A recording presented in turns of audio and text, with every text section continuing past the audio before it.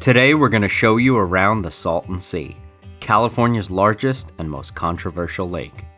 A national wildlife refuge, a burgeoning desert art scene, a man-made mountain devoted to God, a toxic environmental disaster, the lowest bar in the Western Hemisphere, many beaches, and even an abandoned banana museum. This is Magellan, And this is Greyhound. where we make videos about epic road trips, kayaking, hiking, and other outdoor adventures. Located in the Sonoran Desert, the Salton Sea is 35 miles long and 15 miles wide. Our first spot is merely a token visit to the International Banana Museum. It's permanently closed now, but you can still see some of its banana-themed remains. I was really disappointed that I couldn't use the banana bathroom.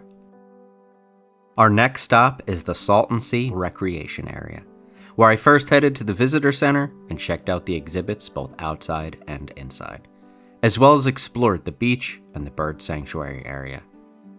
My main takeaways? Don't do anything in the water. It's got toxic algae and agricultural pollutants. Accidentally formed in 1905 when diverted water from the Colorado River into canals burst and flowed into the desert basin for 2 years. The Salton Sea became a popular resort and leisure destination for many Californians by the mid-20th century for fishing, boating, swimming, and water skiing. Even Frank Sinatra and the Rat Pack and Sonny Bono were known to spend time here.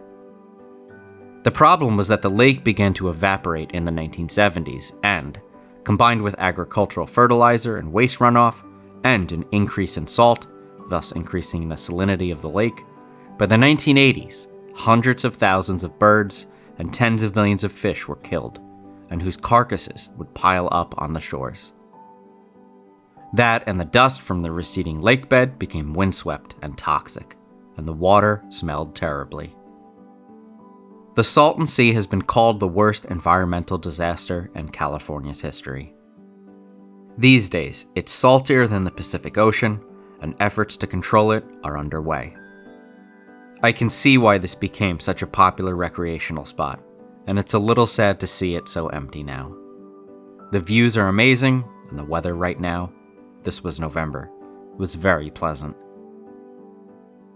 Eventually, I left the visitor center area and took a quick detour to Mecca Beach, which was another recreational area with picnic tables. Our next destination is Bombay Beach, which during its heyday rivaled Yosemite National Park for visitors. After the lake began evaporating and the odor of the dead fish scared off residents and visitors, Bombay Beach has since become a kind of living ghost town with a vibrant desert art community. And that's just what I wanted to check out. It feels like a town at the end of the world. Would have absolutely loved a lemonade. The wry humor is on full display here. If he could see his face, maybe he could have avoided this. That looks like it would hurt. ETA never does seem pretty accurate for this bus/bicycle stop. I appreciated the cleverness of this one. And this one. I didn't think I'd visit an open house, but there's a first time for everything. What a view, right? I've seen this swing set in the water in other videos, illustrating the receding nature of this place. I wonder if this one was in the water at one time too. This was one of my favorite ones, inspired by the car that Jack Kerouac drove in his novel On the Road. Can't even imagine how this was put together. This was an interesting read as well. Definitely no princesses here, and not a diva in sight.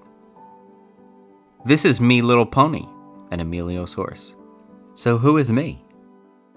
Speaking of me, free me or free love? And can you do both? I thought this was a sadly poetic statement on the Salton Sea itself.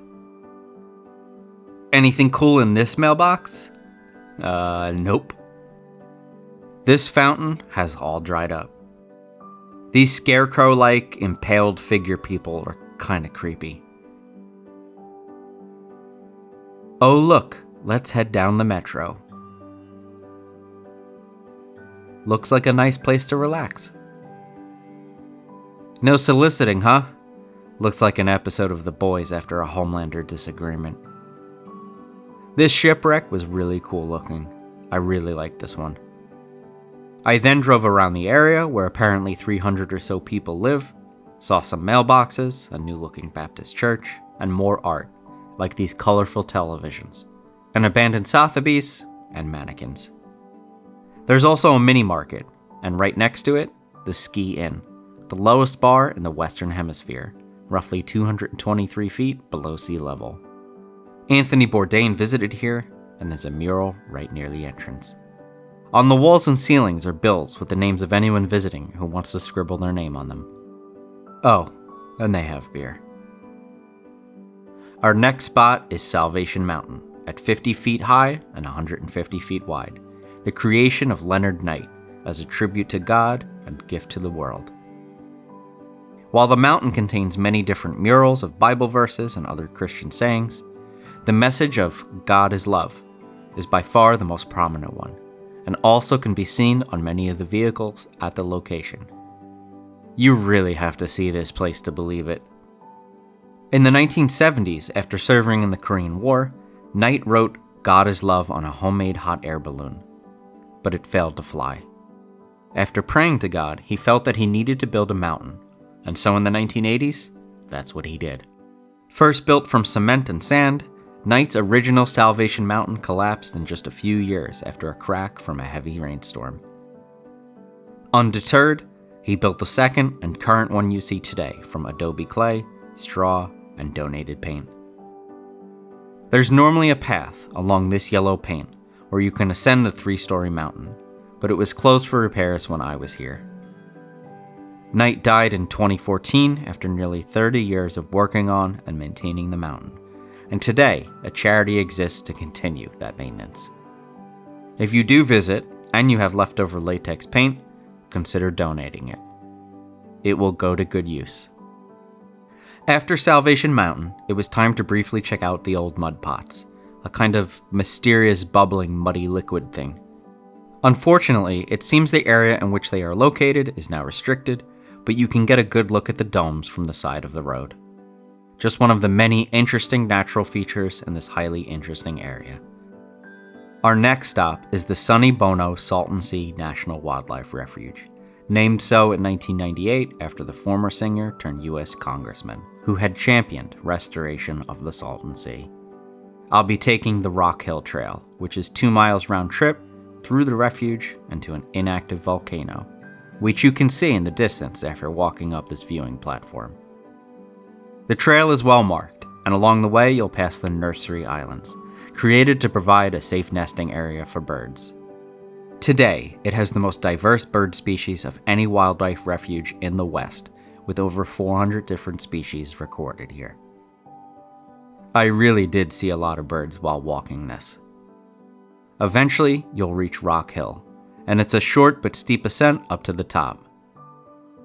Nice views of the Salton Sea and the surrounding area, with the Santa Rosa Mountains in the distance.